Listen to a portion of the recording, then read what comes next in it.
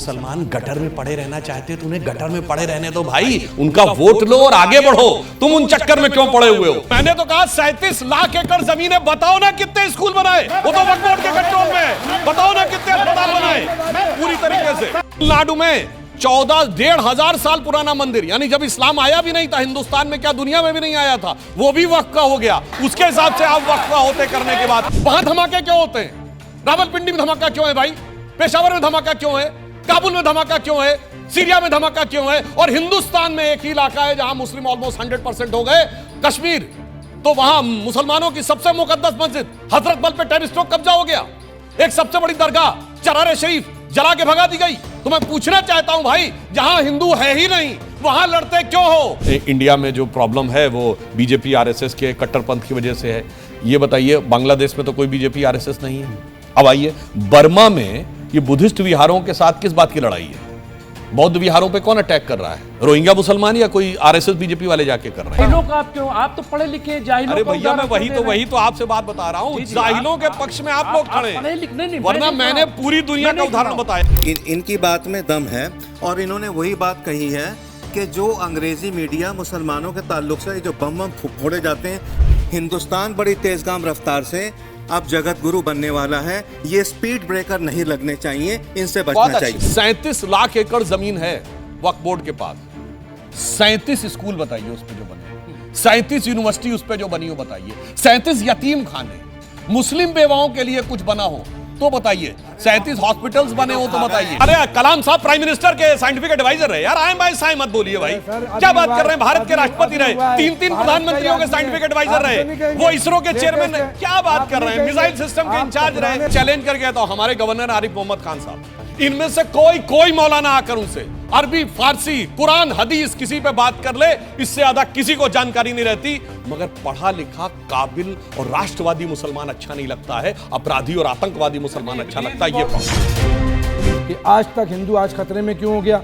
मैं कह रहा हूँ अफगान क्या कहते हैं, सऊदी अरब में 6% हिंदू रहते हैं, आज तक कोई हिंदू खतरे में नहीं हुआ। मुसलमानों की हुक्मरानी रही तो कोई खतरे में नहीं रहा। रशीदी साहब जैसे लोगों को आप ही लोग सपोर्ट करते हैं, फंडिंग करते हैं ताकि हिंदू वोट बैंक बढ़े। यार राजीव गांधी सुन लो, तुम्हारी माँ भी हमारे तरह आगे झुक कर ही हुकूमत करती रही, और आइंदा तुमको अगर हुकूमत करनी है तो हमारे आगे ही झुकना पड़ेगा। इसका ख्याल आपने नहीं रखा। मैं बोला, मैं सिर्फ कह रहा हूँ कि आप बताइए हिरोशिमा नागासाकी में इनकी चेयर उधर लगा दी। एक मिनट रुक जाइए जावेद अहमद जी, ठीक है, हिंदुस्तान के साथ इनको बोले याद रखिए। तो इस कीचड़ में भी कमल खिलता है जैसे आप खिले हुए हैं। हाँ, ये आपने यही मैं कहना चाहता हूँ, जो बच्चा अच्छा काम कर लेगा, ये बताइए कितने सेक्युलरिज्म के सूरमा गए आज तक, उसको बधाई देते। जी देखिए, अल्लाह का शुक्र है आपके सामने एक मजहब इस्लाम वाला खड़ा हुआ, देखिए कितनी शांति से खड़ा हुआ है। आपने देख लिया, ये है मजहब, अगल बगल वाले भी दिख रहे हैं, ये मजहब इस्लाम को मानने वाले हैं। और दूसरी बात, अभी आपने जब और सुन तो लीजिए, फिरोज साहब सुन लीजिए, मैं ये कहना चाहता हूँ सुधांशु जी, आपने जिस तरीके से बांग्लादेश की घटना का जिक्र करा, जो है जैसे पहलू हैं, अकबर है, जुनैद नासिर है, उनके बारे में थोड़ा सा बोल दीजिए।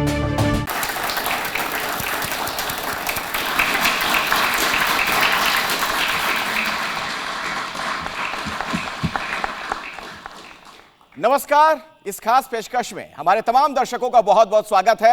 मैं अखिलेश आनंद हूं। अभी जो चर्चा हम करने जा रहे हैं उसकी वजह समझिए जरा। पूरी दुनिया में इस्लामिक कट्टरपंथ को लेकर सवाल उठ रहे हैं। बांग्लादेश में आप देख ही रहे हैं मजहब के नाम पर क्या हो रहा है। दीपू के बाद अमृत मंडल की वहशियाना तरीके से हत्या कर दी गई। आए दिन वहां हिंदुओं का कत्लेआम हो रहा है। और बांग्लादेश छोड़िए, पूरी दुनिया में इस्लामिक कट्टरपंथ की वजह से जाने जा रही हैं। अमेरिका के राष्ट्रपति डोनाल्ड ट्रंप ने कह दिया कि पूरी दुनिया को इस आतंक के खिलाफ एक होना होगा। अब आज इन तमाम विषयों पर हम बात करेंगे और बात करने के लिए हमारे साथ इस्लाम के 5 विद्वान हैं। मेरी बाईं तरफ उनसे मैं आपका परिचय करवाऊंगा और मेरी दाईं तरफ आप देख रहे हैं डॉक्टर सुधांशु त्रिवेदी मौजूद हैं। राज्यसभा के आप सांसद हैं, बीजेपी के वरिष्ठ नेता हैं, प्रखर प्रवक्ता हैं, इनको अक्सर आप सुनते रहते हैं टीवी चैनलों पर। बहुत बहुत स्वागत है आपका। और मेरी बाईं तरफ जो मेहमान है उनसे मैं आपका परिचय करवा दूं। हाजी खान साहब हैं, इस्लामिक स्कॉलर के तौर पर यहां पर हमारे साथ मौजूद हैं। हमारे साथ यहां पर जुड़ चुके हैं मुमताज आलम रिजवी, आप भी इस्लामिक स्कॉलर हैं, बहुत बहुत स्वागत है। नाजिम खान भी हैं यहां पर, इस्लाम के जानकार हैं, विद्वान हैं। हमारे साथ जावेद अहमद साहब जुड़ गए हैं, चेयरमैन हैं वक्फ वेलफेयर फोरम के। और फिरोज बख्त साहब हमारे साथ हैं, आप वाइस चांसलर रह चुके हैं मन्नू यूनिवर्सिटी के। बहुत बहुत स्वागत आप सभी का। और जब चर्चा हम आगे बढ़ाएंगे तो आज हमारा पहला सवाल क्या है उस पर जरा नजर डालिए।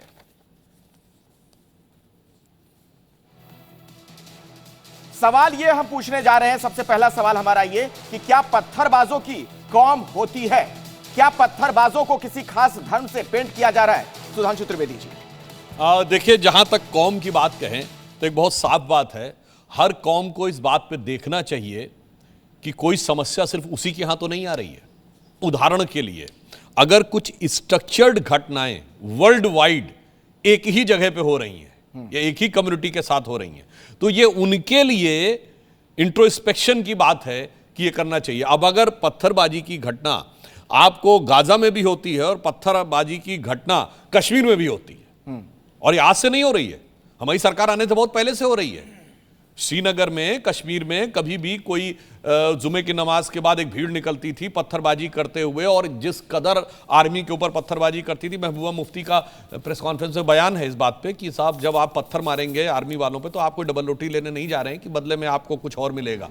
तो इसलिए मेरा यह कहना है कि इस बात को पूरी ईमानदारी से समझना चाहिए कि अगर कोई प्रॉब्लम कोई एक जगह पे आ गई है, अब वो प्रॉब्लम को रिकॉग्नाइज करने को ना तैयार हो, तो फिर वो प्रॉब्लम के साथ आपका आइडेंटिफिकेशन होने लगता है। ये आपकी जिम्मेदारी है कि आप उसके साथ अपना आइडेंटिफिकेशन ना होने दें। जैसे मैं एक उदाहरण के लिए कहूंगा, खैर वो उस विषय को आगे बात उठाएंगे जी।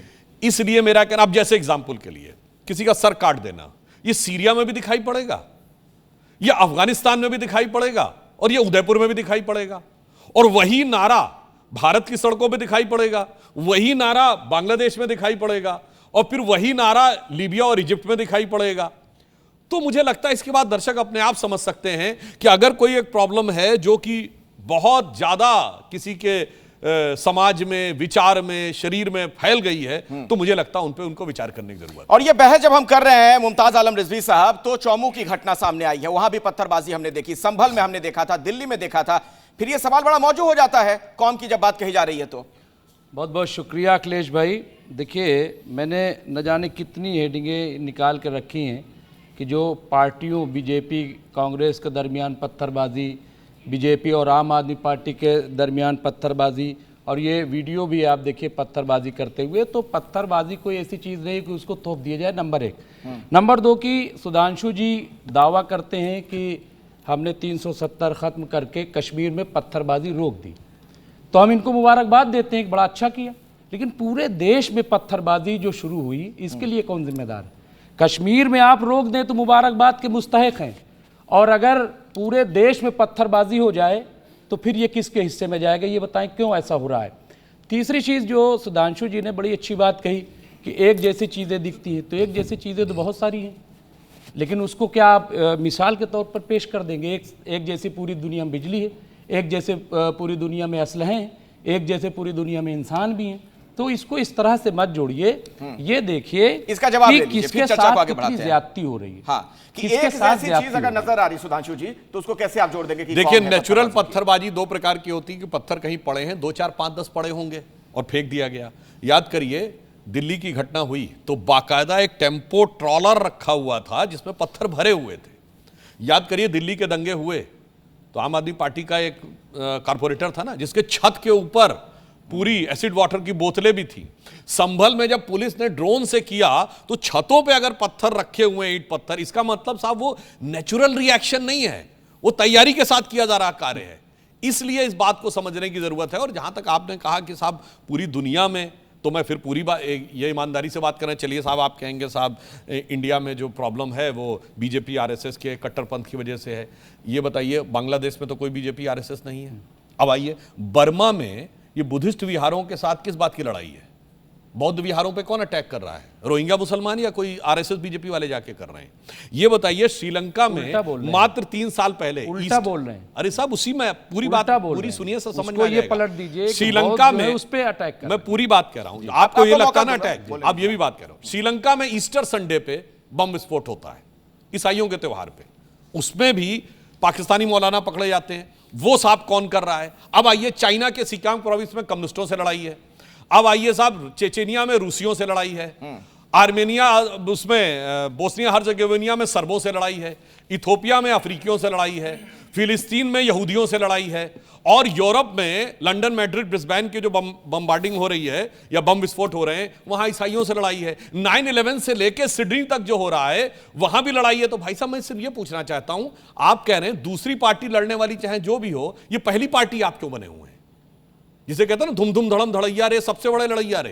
तो ये सोच करने की जरूरत है कि पार्टी नंबर 2 कोई भी हो, वो कम्युनिस्ट हो, बुद्धिस्ट हो, ज्यूज हो, हिंदू हो, क्रिश्चियन हो, सबसे लड़ने के बारे में इसलिए। और उसका उल्टा देखिए तो भाई साहब 57 मुस्लिम देश हैं, जिसमें 12 तो करीब ऐसे जिन पे कि पैसा बरस रहा है, और उसके बावजूद कोविड वैक्सीन के ट्रायल में एक भी मुस्लिम देश ने फर्स्ट स्टेज का भी ट्रायल नहीं किया।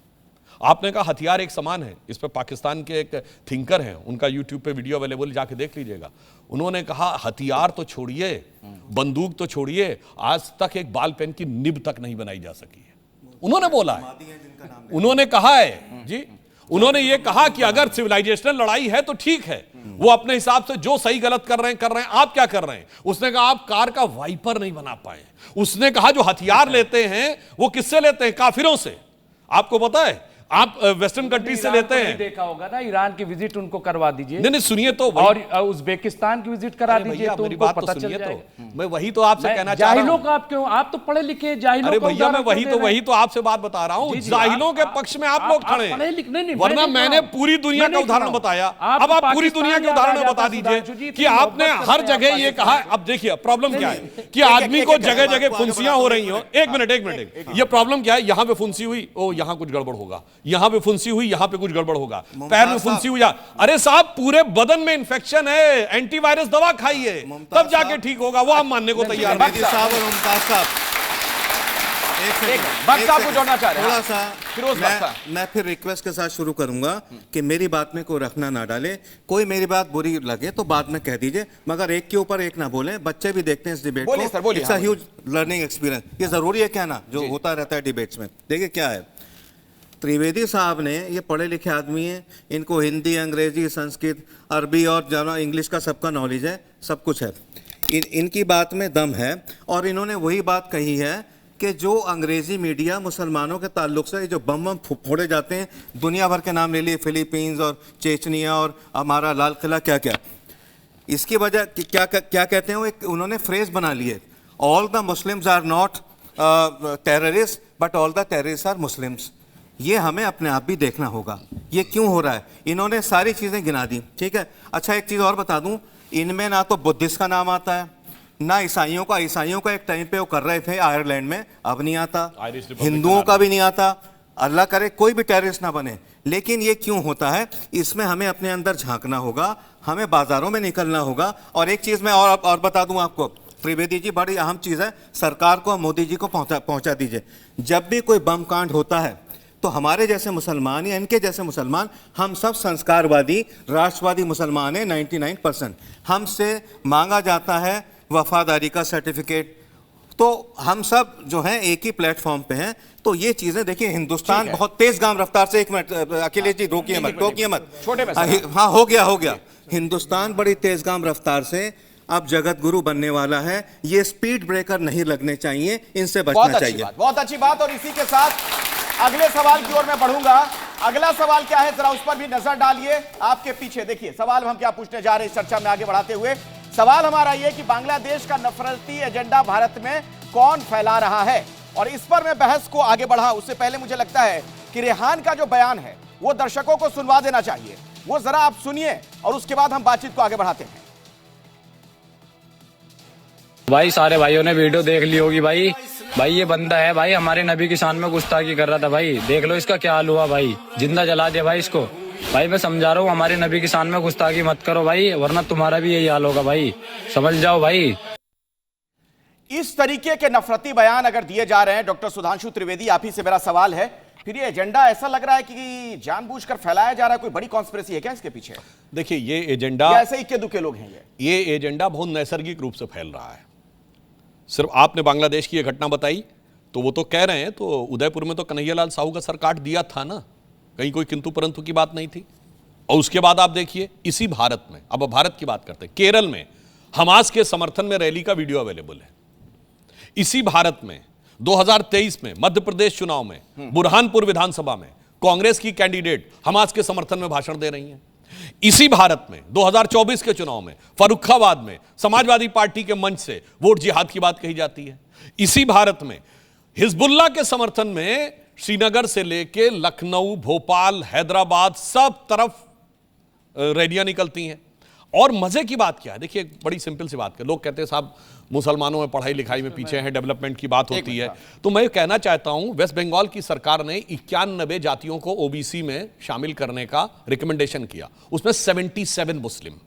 तो हाई कोर्ट ने पूछा और जो पिछड़ा वर्ग आयोग ने पूछा कि ये 77 कैसे भाई, तो कहते हैं मतलब आप पूरी मुस्लिम कौम को इनडायरेक्टली उनके 95% लोगों को ओबीसी बना देना चाहते हैं।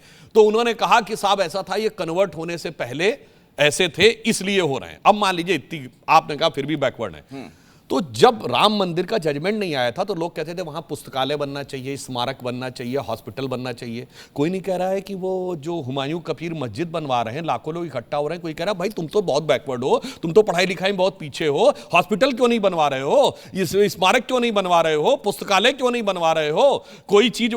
चलो 37 लाख एकड़ जमीन है वक्फ बोर्ड के पास, 37 स्कूल बताइए उस पे जो बने हो, 37 यूनिवर्सिटी उस पे जो बनी हो बताइए, 37 यतीम खाने, मुस्लिम बेवाओं के लिए कुछ बना हो तो बताइए, 37 हॉस्पिटल्स बने हो तो बताइए। इसलिए हम ये बात कहने का प्रयास कर रहे हैं कि जो फैक्ट है, ईमानदारी की बात यह है कि मुस्लिम समाज की एक थॉट प्रोसेस को हाईजैक कर लिया गया और उसके बाद उसको केवल निगेटिव। जैसे मैं एक एग्जांपल के लिए बता दूं, डॉक्टर कलाम थे, डॉक्टर कलाम से बड़ा साइंटिस्ट आलमे इस्लाम में पिछले 2-3 शताब्दियों में नहीं पैदा हुआ। भारत की बात छोड़ दीजिए, all over the Muslim world में। आसाम में पैदा हो गया एक और, आपको लेटेस्ट जानकारी। एपीजे अब्दुल कलाम या उनसे बड़ा मैं एपीजे अब्दुल कलाम की बात कर रहा हूं, उनसे बड़ा मौलाना। अरे साहब आप बात कर रहे हैं, मुसलमान है आसाम में। अरे साहब क्या बात कर रहे हैं, कलाम साहब ने साइंस में जो मुकाम हासिल किया, मगर जानकारी जो पुरानी जानकारी उसे बयान कर रहे हैं, लेटेस्ट अभी स्पेस पे। कौन स्पेस में भाई? रेहान। अरे कलाम साहब प्राइम मिनिस्टर के साइंटिफिक एडवाइजर रहे यार, आए बाय साए मत बोलिए भाई, क्या बात कर रहे हैं? भारत के राष्ट्रपति रहे, 3 प्रधानमंत्रियों के साइंटिफिक एडवाइजर रहे, वो इसरो के चेयरमैन, क्या बात कर रहे हैं? मिसाइल सिस्टम के इंचार्ज रहे, आप क्या बात कर रहे हैं? मुद्दे पे आइए, मुद्दे पे आइए। और सुनिए, अब सुनिए दूसरी बात, हमारे इस समय जो गवर्नर है, अब मैं चैलेंज करके कहता हूं, हमारे गवर्नर आरिफ मोहम्मद खान साहब, इनमें से कोई मौलाना आकर उनसे अरबी, फारसी, कुरान, हदीस किसी पे बात कर ले, इससे ज्यादा किसी को जानकारी नहीं रहती। मगर पढ़ा लिखा, काबिल और राष्ट्रवादी मुसलमान अच्छा नहीं लगता है, अपराधी और आतंकवादी मुसलमान अच्छा लगता है, ये प्रॉब्लम। और चूंकि बांग्लादेश, एक मिनट, बांग्लादेश के परिप्रेक्ष्य में अभी हम बात कर रहे थे, जो हमारा सवाल था, एक मिनट रुक जाइए हाजिर खान। हाँ तभी तो मैं कह रहा हूं, पढ़ लिखे इब्लीस भी था ना, तो इसलिए पढ़े लिखे तो सुनिए, बुरहान वानी भी था, पढ़ा लिखा अफजल गुरु भी था, पढ़ा लिखा याकूब मेनन भी था, यही तो अंतर है ना। वो राष्ट्रवादी नहीं, अपराधी आतंकवादी अच्छा लगेगा। ठीक नहीं, हाजिर खान जी, हाजिर खान जी, एक चीज पहले मैं जोड़ दूं, एक चीज जोड़ दूं इस सवाल में।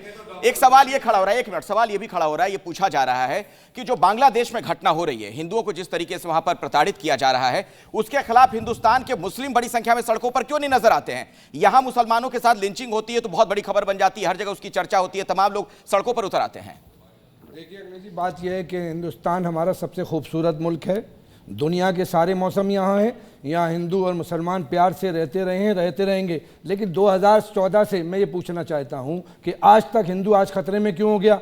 मैं कह रहा हूँ अफगान क्या कहते हैं, सऊदी अरब में 6% हिंदू रहते हैं, आज तक कोई हिंदू खतरे में नहीं हुआ। मुसलमानों की हुक्मरानी रही तो कोई खतरे में नहीं रहा। भारतीय जनता पार्टी आई जब से मुसलमान खतरे में। यही सवाल हमारा है, अब आप अपनी बात पूरी करिएगा। ये सवाल दिखा दूं मैं दर्शकों, दरअसल जो मैंने आपसे पूछा वही हमारा सवाल भी है, जरा उस पर नजर डाल लीजिए। जो अगला सवाल है जिस पर हम चर्चा करने जा रहे हैं, बांग्लादेश में हिंदुओं की हत्या पर दोहरा रवैया क्यों, जो मैंने आपसे पूछा था, इस पे आइए, टू द पॉइंट, इस पर बात करिए। बांग्लादेश में कोई मुसलमान किसी हिंदू का कत्ल कर दे वो भी मुजरिम, भारत में कर दे वो भी मुजरिम, पाकिस्तान में कर दे वो भी मुजरिम। किसी इंसान की जान लेने का अधिकार अल्लाह ताला ने किसी भी इंसान को नहीं दिया। मैं नहीं कह रहा हूं, आपकी बात बिल्कुल सही है, किसी धर्म में इस तरह का जिक्र नहीं है, इसके बावजूद जो कुछ वहां हो रहा है उसका यहाँ विरोध नहीं कर रहे हैं। सवाल कर रहे थे, मेरे को अपनी बात कहने दीजिए। बोलिए ना, बोलिए। मैं ये कह रहा हूँ कि ये मानवता के खिलाफ लोग हैं, ये इंसानियत के खिलाफ लोग हैं, चाहे वो बांग्लादेश में करे, पाकिस्तान में करे, हिंदुस्तान।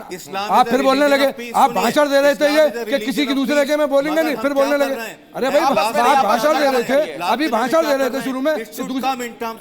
चुपचाप आपस में झगड़ा मत करिए, एक करके बोला नहीं, ये एक करके चलिए मुद्दे पे आइए, बोलिए। मैं ये कहता हूँ कि वो सारे लोग मानवता के खिलाफ हैं जो इंसानियत का कत्ल करें, चाहे वो मुसलमान करे हिंदू, कातिल बनकर जिंदा रहना इतना तो आसान नहीं। लेकिन साजिद रशीदी क्या कह रहे हैं, वो भी तो सुनिए। तेरा खंजर डूबा होगा और बांध तोड़ के मुल्क डुबाने की ये कोशिश करते हैं, शायद इनको होश नहीं है, इनका घर भी डूबे। कातिल छुपके कर दे, ऐलानिया कर दे, बांग्लादेश में कर दे, तो पोस्टमार्टम किया जाएगा,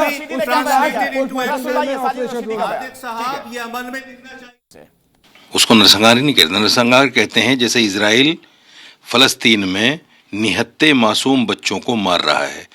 हिंदुस्तान में मुसलमान क्या अल्पसंख्यक नहीं है? अल्पसंख्यक है ना? हाँ बोलिए, है कि नहीं है? यहाँ 50 से 60 मुसलमानों को जय श्री राम का नारा लगाकर मॉब लिंच कर दिया गया। आप इसको नरसंहार नहीं बोलेंगे? डॉक्टर सुधांशु त्रिवेदी, क्या मतलब आप इसका निकाल पा रहे हैं? देखिए, ये मौलाना साहब तो बहुत अजीबोगरीब बयान देने वाले बड़े मशहूर हैं। ये तो अखिलेश जी की पत्नी के बारे में भी बोल दिए थे, ये बहुत सारी चीजें बोलते रहते हैं। मुझे लगता है और उसके बाद भी वो सजदे में झुके रहे, कोई रिएक्शन कहीं से नहीं आया समाजवादी पार्टी और उन सबका। मुझे लगता है कि इस तरह के जो एलिमेंट्स हैं इनको हमें बहुत महत्व नहीं देना चाहिए, गंभीरता। प्रॉब्लम यही हो रही है अखिलेश जी, जानते क्या हो रहा है? जितनी सो कॉल्ड सेकुलर पार्टियां वो शॉर्टकट की राजनीति करती हैं। शॉर्टकट क्या होता है भाई? जैसे आप जाते हैं कि तो होलसेल में कुछ मिल जाए, तो होलसेल का ठेकेदार कौन नजर आता है? कट्टरपंथी मौलाना, इस टाइप के। उनको खुश किए रहो, होलसेल में वोट पाते रहो, और बाकी असलियत में मुसलमानों के लिए क्या हो? तो आरिफ मोहम्मद खान साहब ने खुद बताया था कि जब शाबानो केस के ऊपर उन्होंने राजीव गांधी सरकार से इस्तीफा दिया तो राजीव गांधी सरकार के कैबिनेट मिनिस्टर ने उनसे कहा कि तुम ये क्यों कर रहे हो, इस चक्कर में क्यों पड़े हो? तो उन्होंने कहा मैं इसलिए पड़ा हूं कि मेरे हिसाब से मुसलमानों के लिए रिग्रेसिव बात है, ये मुसलमानों को बहुत पीछे ले जाने की बात है। तो उन्होंने ये कहा कि कांग्रेस के कैबिनेट मिनिस्टर ने उनसे कहा अरे मुसलमान गटर में पड़े रहना चाहते तो उन्हें गटर में पड़े रहने दो भाई, उनका वोट लो और आगे बढ़ो, तुम उन चक्कर में क्यों पड़े हुए हो? ये मानसिकता थी, इस कारण से इस ढंग के लोगों को अधिक लोगों को, रशीदी साहब जैसे लोगों को आप ही लोग सपोर्ट करते हैं, फंडिंग करते हैं ताकि हिंदू वोट बैंक बढ़े। इसका जवाब दीजिए आप। देखिए, बड़ी मजेदार बात जो आपने कही है, चाहे वो वैसी बिरादरान हो। हाँ, सुनिए सर, जिस जमाने में हमारी कोई हैसियत नहीं थी जी, 2 सीटों वाली पार्टी थे, तब ये सैयद शहाबुद्दीन बोलते थे, उसको कौन बैकिंग करता था? ये बताइए। इमाम बुखारी जी का बोट क्लब पे रैली है 1986 की, वो मुझे अच्छी तरह याद है। उन्होंने बोला कि यार राजीव गांधी सुन लो, तुम्हारी मां भी हमारे तरह आगे झुक कर ही हुकूमत करती रही, और आइंदा तुमको अगर हुकूमत करनी है तो हमारे आगे ही झुकना पड़ेगा। और अगर पुराने पत्रकार होंगे उनसे पूछ लीजिए, उन्होंने बाकायदा मजहबी नारा लगाया था। मैं बच्चा था, मैंने अखबार में पढ़ा था और टीवी पे देखा था, उसमें उन्होंने बोला न घबराओ मुसलमानों, खुदा की शान बाकी है, अभी इस्लाम जिंदा है, अभी कुरान बाकी है। वो काफिर हैं जो अपने दिल में हंसते हैं, उन्हें जाकर बता दो अभी तो करबला का आखिरी मैदान बाकी है। इस ढंग की सोच हम नहीं थे सर, हम नहीं थे उस जमाने। शेर का जवाब और सुनिए शेर का जवाब वक्त साहब और भी मेहमान हैं। मुझको सुकून मिलता है मेरी आजान से, यह देश सुरक्षित है गीता के ज्ञान से, हमें इस पे चलना है। अब मैं एक और फैक्ट बोल दूं, अब आप लोग उसके बाद टिप्पणी करिए। थैंक यू बेटा। देखिए, एक फ्रीडम हाउस थिंक टैंक जिसको ये लोग बहुत मानते हैं, बहुत सारी चीजें भारत के अगेंस्ट में भी लिखता रहता है, फ्रीडम हाउस ने civil liberties and religious freedom के ऊपर 20वीं सेंचुरी जब खत्म हुई 1999-2000 की रिपोर्ट है, कोई जाके चेक कर सकता है, पेज नंबर 10 और 11 पे उसने भिन्न भिन्न धर्मों का उल्लेख लिखा है। उसने कहा कि 63 में से 13 क्रिश्चियन कंट्रीज ऐसे हैं जहां पर की प्रॉब्लम है डेमोक्रेसी को लेकर। अब आगे उसने लिखा है मगर there is a strong connection between democracy, civil liberty and Hinduism. ये मैं नहीं कह रहा हूं, Freedom House report 1999, 2000 page number 10 and 11, कोई जाके चेक कर ले। और उसके बाद वो कहता बुद्धिस्ट कंट्रीज में भी बहुत बेहतर है, और आगे जो कहता है there is a very strong opposition of civil liberties and democratic values in the Muslim countries. अब आप बता दीजिए। ठीक है, जावेद अहमद जी, जावेद अहमद जी, जावेद अहमद जी, अगले सवाल की जर्मनी में यहूदियों का कत्लेआम किसने किया? मुमताज आलम रिजवी, एक मिनट रुक, झगड़ा नहीं करना है आपस में, अपनी बात रखिए ना, वो नहीं बोलेंगे क्या ना, वो भी बचे हुए हैं, उनको भी अपनी बात रखनी है। जावेद जी बार-बार आप एक चीज को दोहराना, मैं 3 चीजें मैं 1 मिनट, अरे अभी तो इसका ख्याल आपने नहीं रखा। मैं बोला, मैं सिर्फ कह रहा हूं कि आप बताइए हिरोशिमा नागासाकी में किसने बम गिराया था, परमाणु बम किसने गिराया था? नंबर 1। Don't जर्मनी talk में like an apologist. जर्मनी दोस्त में हैं। किसने यहूदियों का कत्ल किया था? इराक को। और 70,000 Don't गाजा talk में like an किसने कत्ल apologist किया, and जिसमें 22,000 बच्चे हैं? चलिए, आप syndrome है सिर्फ आपका। इस्लाम इस्लाम बस, जावेद अब अहमद सुनिए। और की बात अब जाने सुनिए। कितनी मिसालें अब सुनिए। जावेद अहमद, अब यहीं पे जो इन्होंने बात बोली है, अब इनको बात एक मिनट सर, उनको बोलने दीजिए। जावेद इनकी अहमद जी चेयर को। उधर लगा दीजिए। एक मिनट रुक जाइए। जावेद अहमद जी क्या कहना चाह रहे हैं? तो हर जगह हूँ, खड़ा तो नहीं, आपके नहीं, साथ उधर- हूँ, उधर- उधर उनके लगा साथ दीजिए। भी हूँ, ठीक क्या है, ठीक फर्क है। पड़ता है? अरे उधर लगा जावेद दीजिए। अहमद जी। मैं भारत के साथ हूँ, मैं बख्श त्रिवेदी साहब, के साथ नहीं हूँ, बख्श साहब, एक मिनट। हाँ, जावेद अहमद। ना आपके साथ हूँ, ठीक है। हिंदुस्तान के साथ हूँ। इनको बोलने दीजिए। याद रखिए। सर, आपने जो बहुत अच्छे तरीके से बात को रखा, और जो हमारे मुल्क में जो परिवेश है, जहाँ पे हम एक बड़ी होमोजेनियस सोसाइटी में रहते हैं और कदीम तारीख है हमारी, और उस तारीख में हम देखते हैं कि हम एक दूसरे के पूरक हैं और हम रहते हैं, आ रहे हैं और रहते रहेंगे।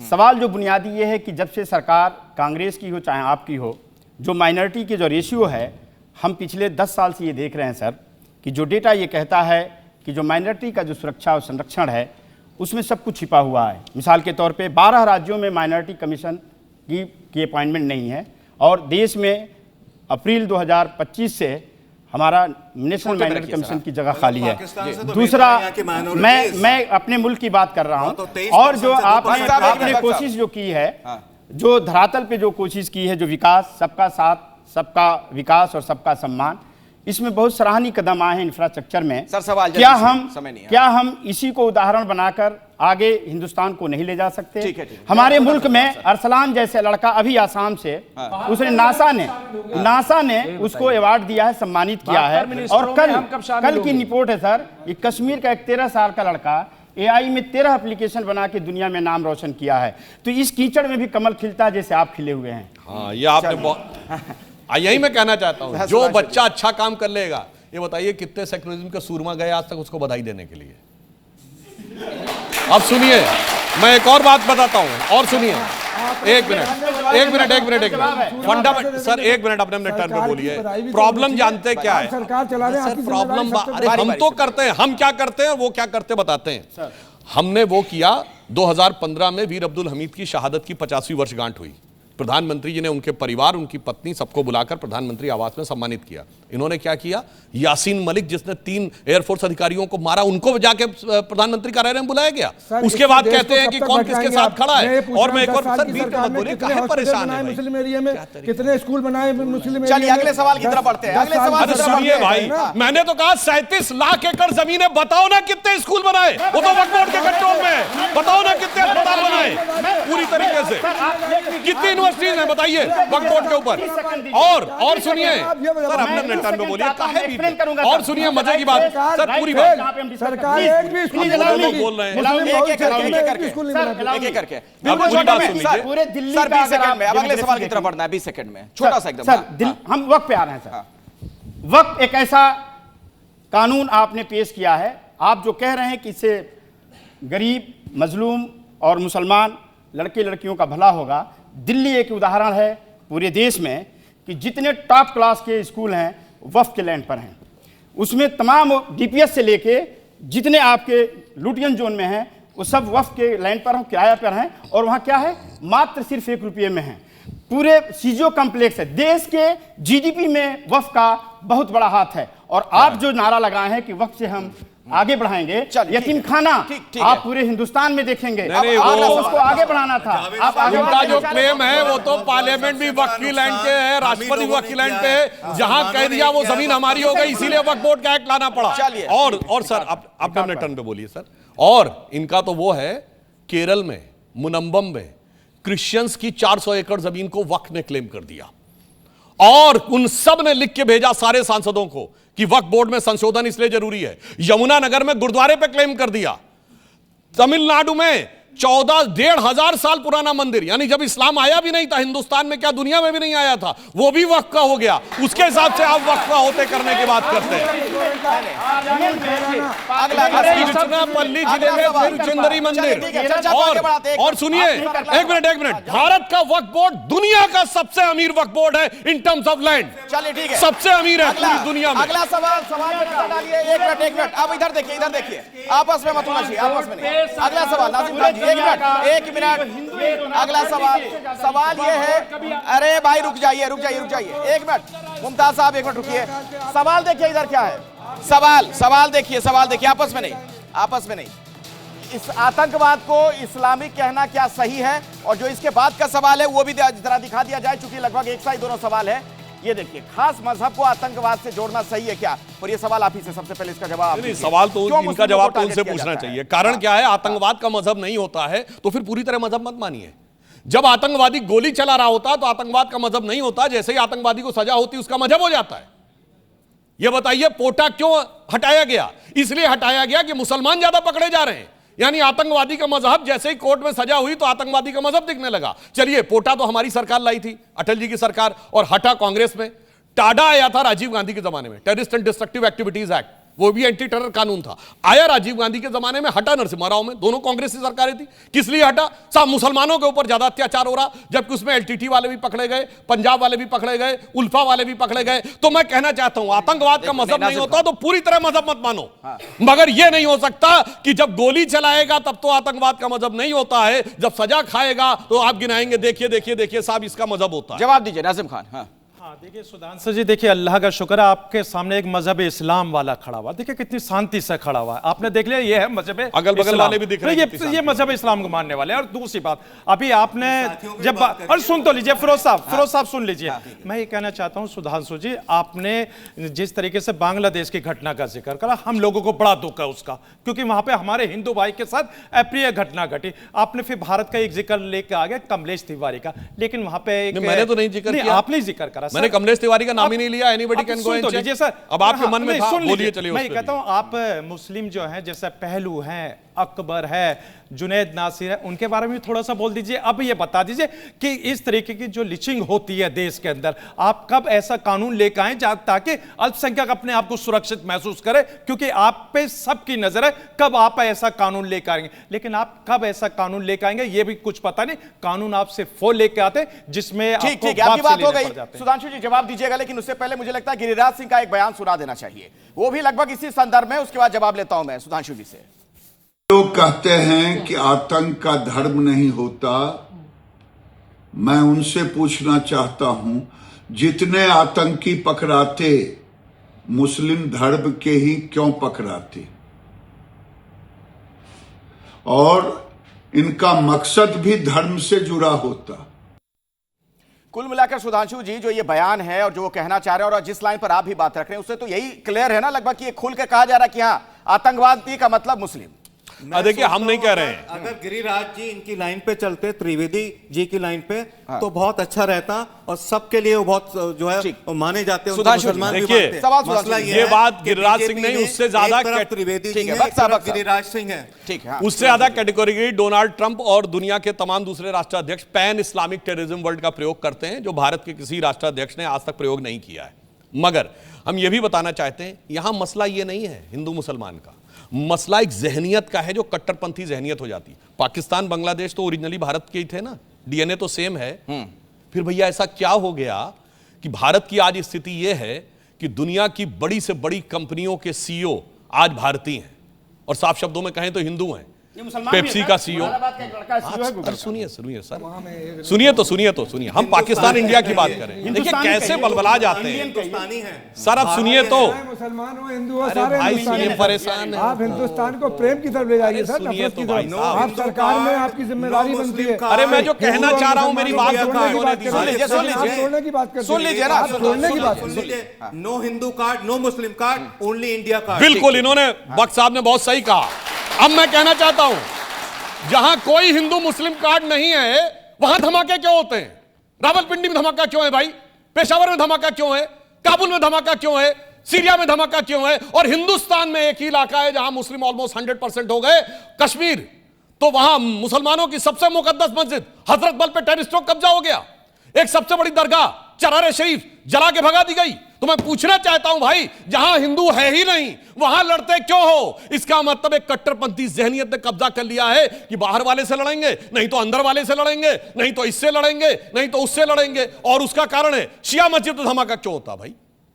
जो हमें पढ़ने में मिलता है कि पेशावर में शिया मस्जिद में धमाका, वहां तो कोई हिंदू मुसलमान नहीं है। इसीलिए मैंने आपसे कहा बच्चों को मार दिया पाकिस्तान में, कराची के अंदर। आपके हमारी सरकार की ये जिम्मेदारी बनती है कि हिंदुस्तान में रहने वाले कश्मीरियों को हम हिंदुस्तानी मारे, उन्हें प्रेम के साथ अपने साथ लाएं। यकीन हो कि ना हो, बात तो यकीन की है, हमारे जिस्म की मिट्टी इसी जमीन की है और मेरे वतन के सारे लोग भाई भाई हैं। ये दूरियों की सियासत किसी कमीन की, ये बात जो आप कह रहे हैं वो हमारा अगला सवाल है। जो आप कह रहे हैं वो आप कह रहे हैं, चाहे कश्मीर ठीक है, इसी से जुड़ा हमारे दिखाया जाए दर्शकों को।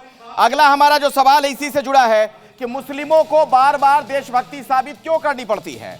बताइए सुधांशु जी, क्यों मुस्लिम बार बार देशभक्ति साबित करें? अब मैं बताना चाहता हूं किन मुस्लिमों को साबित करनी पड़ती है। यह बताइए, भारत की सेना का पहला गैलेंट्री अवार्ड विनर कौन था? First gallantry award winner brigadier Mohammad Usman. Brigadier Mohammad Usman. आपने किसी सपा बसपा कांग्रेसी को देखा हो ब्रिगेडियर मोहम्मद उस्मान के घर पे जाते हुए, सिजदा करते हुए? कभी नहीं देखा। अब सुनिए सर, बीच में आपको देखा हमने और किसी को नहीं देखा। अब सुनिए तो बात, आप गए, सुनिए, सरकार की फिर बीच में डिस्टर्ब करने लगे, काहे परेशान है भाई? आप बात करें, सरकार की जिम्मेदारी बनती है कि जो हमारे स्वतंत्रता सेनानी हैं उनकी सेखबाग करें। मुसलमानों की जिम्मेदारी नहीं है, हम उनके लिए फायदा पढ़ते हैं, पहुंचा देते हैं, लेकिन आपकी सरकार की जिम्मेदारी, चाहे वीर अब्दुल हमीद हो, चाहे उस्मान साहब हो, या हिंदुस्तान में हिंदू और मुसलमान कोई भी हो, सारे वीर जो हमारे वीर हैं उनके लिए सरकार। अब उनको बोलने दीजिए, फिर बोलने दीजिए। सारा मौलाना साहब एकदम तस्वीर साफ हो जाएगी, पाक साफ हो जाएगी। अभी आप देखिए, ये तो बात हुई। वीर अब्दुल हमीद की शहादत की 50वीं वर्षगांठ हुई, प्रधानमंत्री जी ने घर पे बुलाया, इनमें से कोई उनके घर पर भी नहीं गया। अब आइए, कलाम साहब के मेमोरियल पे कितने लोगों की फेसबुक पे या सोशल मीडिया पे किसी ने पोस्ट किया, कभी गया हो कोई कलाम साहब के उस पे तो बता दे। अब आपको बताना चाहता हूं, आपने कहा सरकार की जिम्मेदारी है। जब भारत आजाद हुआ तो लाल किले पे पहली शहनाई किसने बजाई थी? उस्ताद बिस्मिल्लाह खान ने। उस्ताद बिस्मिल्लाह खान को भारत रत्न कब मिला? अटल जी की सरकार में। 50 साल सेकुलर सरकार में नहीं मिला। उस्ताद बिस्मिल्लाह खान के घर पे जाते हुए आपने कभी नहीं देखा होगा। अब सुनिए, क्या तरीका, बीच में डिस्टर्ब करिए भाई। सुनिए और सुनिए, मैं बताना चाहता हूं देशभक्ति साबित होने की क्या बात होती है। डॉक्टर कलाम का नमाजे जनाजा और याकूब मेनन का नमाजे जनाजा एक ही दिन हुआ था। कितने लोग गए थे वहां कलाम के नमाज़े जनाजा में, और कितने लोग कलाम साहब के नमाज़े जनाजा में? कितने लोगों ने ट्वीट किया कलाम साहब के लिए? क्या तरीका है भाई, बीच में डिस्टर्ब करने लगते हैं। अब सुनिए, 2007 का साल, कलाम साहब का टर्म खत्म हो रहा था। कलाम साहब को दूसरा टर्म देने के लिए हम लोग चाह रहे थे। राजनाथ सिंह जी ने आके उनसे बात भी की थी, उस समय राष्ट्रीय अध्यक्ष थे।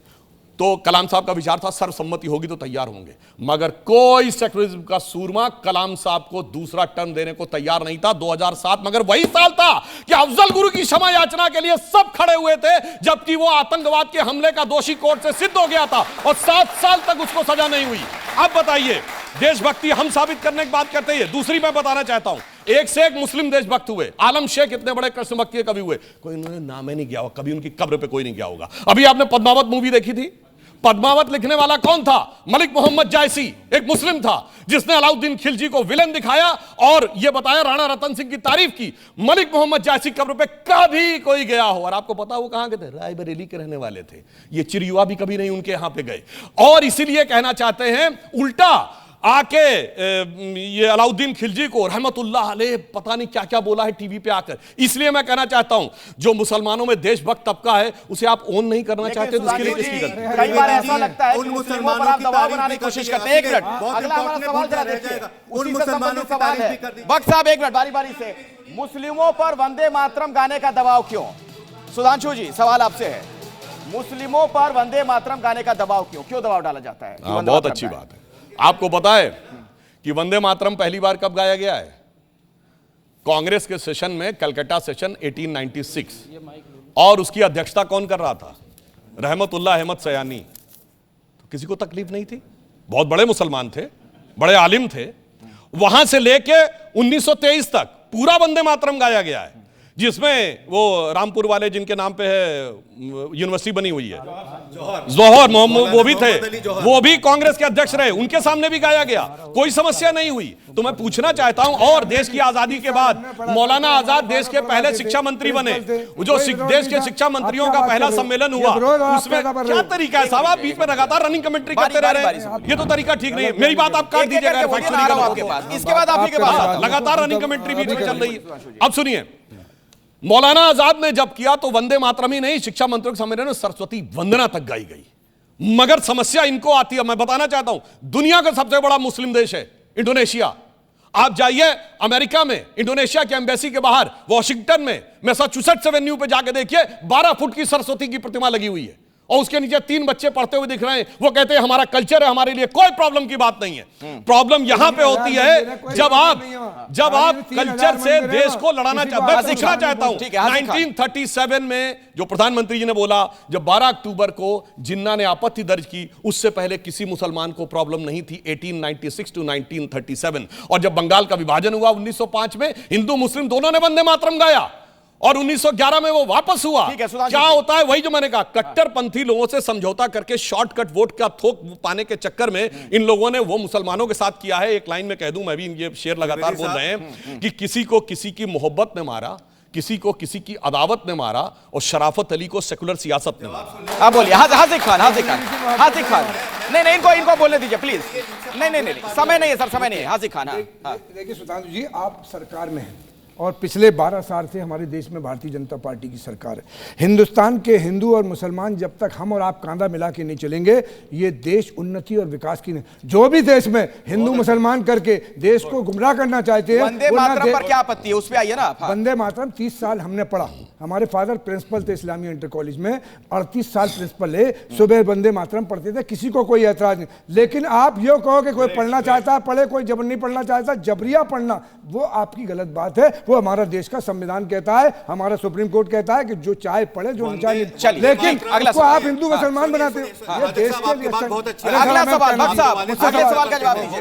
अगला सवाल इस पर नजर डालिए भक्त साहब, इसके बाद आता हूं सर, मैं आऊंगा आप ही के पास। हमारा इस्लाम कमजोर नहीं होता, ठीक है, और बहुत पक्के मुसलमान चलिए, अच्छी बात है। लेकिन साथ ही साथ हम किसी तरह का शिरकत नहीं चाहते। वंदे मातरम कहने से और मजबूत होता है इस्लाम। ठीक है, अगला सवाल जरा उस पर नजर डालिए। हमारा जो अगला सवाल है, मुसलमानों को बीजेपी पर भरोसा क्यों नहीं? क्या भरोसा नहीं है मुसलमानों को बीजेपी? मैंने तो आपको बताया, हमने एक से एक विद्वान राष्ट्रवादी मुसलमानों के ऊपर भरोसा किया है और उन्हें बड़े बड़े भरोसों के पदों में बैठाला है।